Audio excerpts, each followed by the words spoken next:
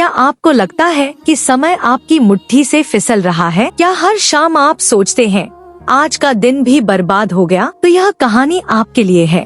यह कहानी है विवेक की, जिसने वक्त को वक्त रहते समझ लिया और उसकी जिंदगी बदल गई। विवेक एक कॉलेज स्टूडेंट था। हर सुबह अलार्म बजता, लेकिन उठने की बजाय वो सोचता 5 मिनट और सो लूं। क्लास में लेट, असाइनमेंट लेट, पढ़ाई नहीं और मोबाइल हर वक्त हाथ में। वह हर दिन कहता कल से शुरू करूंगा, लेकिन वह कल कभी आता ही नहीं था। उसकी माँ कहती बेटा वक्त को पकड़ ले, नहीं तो वक्त तुझसे आगे निकल जाएगा। विवेक हंसता और कहता माँ अभी तो जिंदगी पड़ी है। उसे समझ नहीं आया कि समय उसकी सबसे बड़ी पूंजी है और वह इसे बिना सोचे गवा रहा है। एक दिन कॉलेज में उसका एक दोस्त अर्जुन एक बड़ी कंपनी में इंटर्नशिप पा गया। वही अर्जुन जो कभी क्लास में सबसे शांत था, लेकिन सबसे अनुशासित। विवेक ने पूछा यार तूने कैसे कर लिया? अर्जुन ने कहा मैंने सिर्फ एक काम किया, समय की कद्र की। जब सब नेटफ्लिक्स देख रहे थे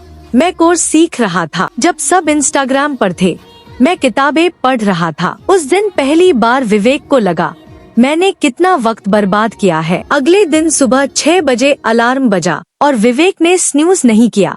वो उठा, बिस्तर ठीक किया, एक टू डू लिस्ट बनाई और पहला काम किया। 1 घंटा सिर्फ पढ़ाई। शुरुआत में मुश्किल था, आदतें लड़ रही थी, लेकिन उसने एक बात अपने कमरे की दीवार पर लिख दी, अगर तुम समय का सम्मान नहीं करोगे तो समय तुम्हारा मूल्य नहीं समझेगा। धीरे धीरे दिन बदलने लगे। वो समय पर उठता, पढ़ता, एक्सरसाइज करता और मोबाइल का प्रयोग सीमित कर दिया। अब विवेक ने खुद से सवाल पूछा मैं समय क्यों बर्बाद करता था? और उसने 5 कारण पहचाने। 1 टालमटोल की आदत, कल करेंगे सोचने से आज का दिन जाता है। 2 बिना लक्ष्य के जीना, जब पता ही नहीं होता कि करना क्या है तो दिमाग फालतू चीजों में उलझता है। 3 digital distraction, mobile, social media और नोटिफिकेशन, यह सबसे बड़ी चोर है। 4 अनुशासन की कमी, जो काम रोज करना चाहिए उसे मनमर्जी से करना समय की बर्बादी है। 5 ना नहीं कह पाना, हर काम में हाँ कहना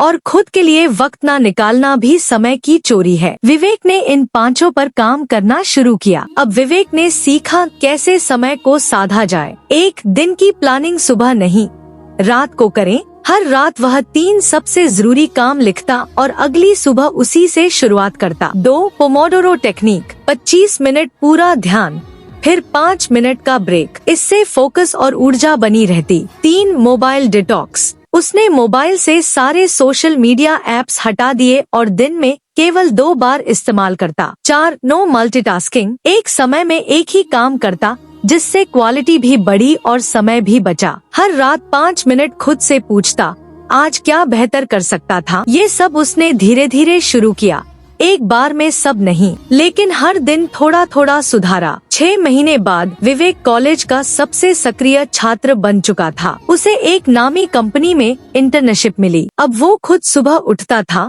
प्लान करता था और सबसे प्रेरित रहता था। एक बार माँ ने मुस्कुराकर पूछा बेटा तू बदल गया है। विवेक बोला नहीं माँ, मैं समय को समझ गया हूँ। तो दोस्तों, अगर आप भी समय को यूं ही बहने दे रहे हो तो रुक जाओ, सोचो और आज से ही शुरुआत करो।